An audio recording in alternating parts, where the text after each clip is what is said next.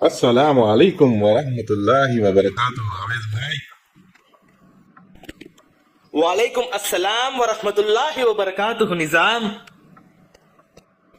عویز بھائی ایک بات پوچھنی تھی، آپ ہر وقت توحید کی بات کرتے ہو، مطلب میں مانتا ہوں کہ توحید ضروری ہے، لیکن اسلام میں اور بھی فرض چیزیں ہیں جیسے کہ نماز، روزہ، زکوٰۃ، سب کچھ۔ ہر مسلمان مانتا ہے کہ اللہ ایک ہے، وہی سب کا خالق ہے، تو پھر آپ صرف توحید توحید کیوں کہتے ہو؟ ہاں نظام، توحید ہی سب کچھ ہے۔ چلو میں آپ کو ایک اتھینٹک حدیث کے ذریعے ایکسپلین کرتا ہوں۔ ایک آدمی تھا جس کے پاس کوئی بھی نیک اعمال نہیں تھا، لٹرلی نہ ایک بھی اچھا کام۔ مرنے سے پہلے اس نے اپنے گھر والوں سے کہا میری لاش کو جلا دینا، آدھی راکھ زمین میں اڑا دینا، آدھی سمندر میں، کیونکہ اگر اللہ نے مجھے پکڑ لیا تو مجھے ایسا عذاب دے گا جیسا کسی اور کو نہیں دیا ہوگا۔ اللہ نے اس کی راکھ کو اکٹھی کی، اسے زندہ کیا اور پوچھا ایسا کیوں کیا؟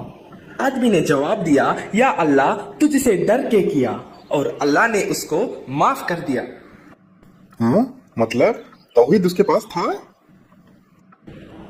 ایگزیکٹلی نظام، اس کے پاس اعمال نہیں تھے، لیکن اس کے دل میں صرف اللہ کا خوف تھا۔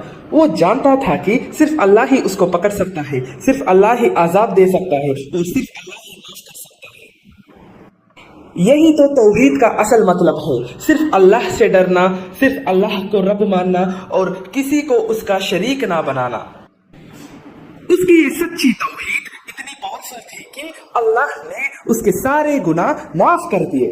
اور ایک اور واقعہ سنو، ایک آدمی نے 99 لوگوں کا قتل کیا تھا، پھر ایک اور کو مار دیا، سو ٹوٹل 100 لوگوں کا قتل کیا۔ پھر اس نے ایک عالم سے پوچھا کیا میرا توبہ اللہ تعالیٰ معاف کرے گا یا نہیں؟ عالم نے کہا ہاں، توبہ کا دروازہ ہمیشہ کھلا ہے۔ وہ آدمی توبہ کا ارادے سے نکل پڑا، لیکن راستے میں اس کی موت ہو گئی۔ پھر کیا ہوا پتہ ہے؟ ملک الموت آئے، فرشتے آئے اور اللہ نے اس کا روح جنت کی طرف کر دیا۔ کیا جنت کی طرف؟ ہاں نظام، کیونکہ اس بندے میں ایک چیز تھی، توحید اور اخلاص کے ساتھ توبہ کا ارادہ۔ یعنی سب کچھ توحید پر ہی ڈیپینڈ کرتا ہے؟ ہاں نظام، سوچو اگر تم قرآن پورا یاد کر لو اور حدیث پورا سمجھ لو اور اللہ کے 99 نیمز کو بھی یاد کر لو اور توحید ربوبیہ، توحید الوہیہ، اسماء و صفات کو بھی سمجھ لو، لیکن اگر آپ یہ کہہ دو کہ اللہ ہر جگہ ہے اور یہ سوچو کہ کوئی ڈاکٹر نے آپ کی جان بچائی تو یہ شرک ہے۔ اور قرآن میں کلیئر ہے کہ اگر تم نے شرک کیا تو تمہارے سب اعمال برباد ہو جائیں گے۔ پھر ہم تو ہر وقت شرک کے ڈینجر زون میں ہی ہے۔